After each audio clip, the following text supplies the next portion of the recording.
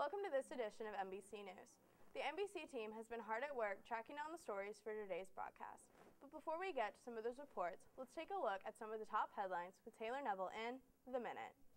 With February being the month of love, Q102's John and Laura teamed up with Mason High School to show the ugly side of Valentine's Day. This past week, the Q102 pair promoted Date Safe Month at all lunches by engaging students in prizes, trivia, and shocking statistics. February is also Black History Month. Mason's African American Students for a Change raised awareness in their assembly with their inspirational guest speaker, the editor of Essence magazine, Mickey Taylor. Taylor shared her story of success after a few Mason students recited some of their own poems and speeches. Over the past 2 weeks, NHS members have been planning fundraisers and promoting Pasta for Pennies while the donations have been pouring in. Between Zumba bringing in $2,288, the Boys and Girls Lay Up for Leukemia games bringing in $465, and class collections bringing around $16,000, Mason High School has reached a total of roughly $20,000. But they aren't finished quite yet. Chick-fil-A's restaurant night starts tonight and the talent show is this Friday. NHS is hoping to bring in some final cash for this great cause. That's all for The Minute. Now back to Annie with news here in Comic Country. We've all been in unfamiliar situations where we didn't know the people around us. Maggie Etherington has a story of a foreign exchange student who traveled halfway around the world to a place where she knew no one. Picture this, leaving the place you're grown to know so well and coming into a country with a teenage culture far different from yours. Different language, weekend rituals, food, schooling, and types of people in general. That's exactly what 16-year-old German foreign exchange student Louisa Ignay had to learn to adapt to here in Mason, Ohio. I'm from Bad Sachsen. This is a little town in the middle north of Germany. We have 8,000 inhabitants, so it's much smaller than Mason. And in general, it's a rural area, and we have mountains, so we can go skiing in the winter time and all that stuff. Walking around MHS, Louisa not only found more classes to experience, but also discovered different ways to express herself through clothing or style. There are a lot of differences regarding school, for example. Here in America, it's hard to say something in general, but I recognize that a lot more people go to school in sweater and yoga pants and with a messy band or something like that. My schedule in Germany changes every day, while my schedule in the USA has a daily routine. And in general, I have much more opportunities in choosing my classes, and I can do much cooler stuff than I do in Germany. Although Louisa really enjoys the U.S., she still encounters those feelings of homesickness. Most of the time I'm really happy and I do stuff with my host family. We spend time together, I meet my friends or do something in school. And sometimes there are of course moments where I feel a little bit homesick, but when I feel homesick then I just talk to my host family. We go out for a Starbucks or we make pizza together, do stuff, so I don't think about Germany. Lynn Twee and Michael Vu have enjoyed hosting Louisa and helping her adapt to her new surroundings. My aunt and uncle hosted an exchange student, so that gave me the idea to bring it up to my parents to host a student too. Having a stranger come into our house and live with us, at first I thought it'd be really awkward because we'd have a random girl walking around our house, but then after a few days we talked and we bonded and we have a lot in common, and now it's not as awkward anymore. Despite being thousands of miles away from home and the occasional homesickness, Louisa has enjoyed her stay in America. She still has several months remaining with the Vu family, and there are times when she misses her family back home in Germany, but she admits that a quick run to Starbucks can help cure those lonely feelings. I'm Maggie Etherington, MBC News. Some are calling it the politics of disgust, discrediting their political candidate so much that potential voters are making their choices based on their level of disgust for a candidate. The Republican Party is in the process of choosing the candidate to run against President Obama in November. but as Alex Yallig reports, it can be hard to find unbiased information. Newt Gingrich has no chance of defeating Barack Obama. Mitt Romney doesn't pay enough taxes. Barack Obama is the food stamp president. Republicans just want to coddle the rich.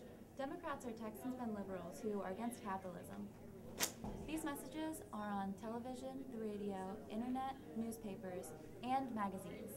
So where are young voters to turn to when they want to know the truth? In case you missed it, Americans will get to decide on the future of our country in November. And for many students here at MHS, they'll get the chance to vote in the presidential election.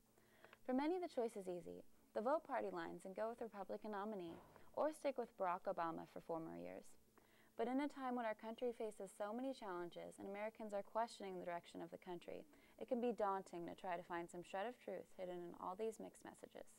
It's hard in general for anyone who wants to make an informed decision about a presidential candidate or any kind of politician to more so find the time to do what they need to do in order to sift through the information. I think it's hard because there is a lot of bias. It's always a good idea to utilize multiple sources of information. Certainly your reputable, national newspapers, things like the New York Times or the Wall Street Journal, any of those that have a generally positive reputation that they care about maintaining will be a great source. Government teacher Paul Reedy tries to make sure that his students know enough about the candidates to make an informed decision. As you start to watch political ads on TV, and we're going to see a lot of those pretty soon in Ohio with the March 6th primary, we're trying to warn them they really are propaganda and there's not much factual information. You notice the editorial cartoons that I had students create, and so the key is recognizing when there's a slant. Many students in the junior and senior class will get the chance to cast their vote in November. But since the election is several months away, do they really care? I don't know too much about what's going on right now with the elections. I'm really excited that it's the first year I can vote. I don't even know what's going on. I don't really do politics. All I know is the names like Mitt Romney and Newt Gingrich. I'm taking a government class, so Ms. Miller has taught us a lot about the candidates. I'll probably vote what my parents vote for. As the election comes closer and the Republican primaries are over, I need to research who I'm gonna vote for more. As always, Ohio promises to be a political battleground, and the media assault will only heat up as we get closer and closer to the election. The words will get harsher, the truth will become even more obscured, and eventually you will have to make a choice. The candidates have media machines that will twist any message that voters want to hear. But the real question is, will voters ever really know the whole truth? Or will the political waters just get muddier and muddier? I'm Alex Yallig, MBC News. Missed the latest news update? Need to know the latest school info? Need sports results? Are there too many clubs to keep track of? You can get photos from the game, web exclusives, MBC extras, and past editions of the Chronicle, all at thecsbn.com, Mason's newest student network. Like us on Facebook under Mason Broadcast Crew.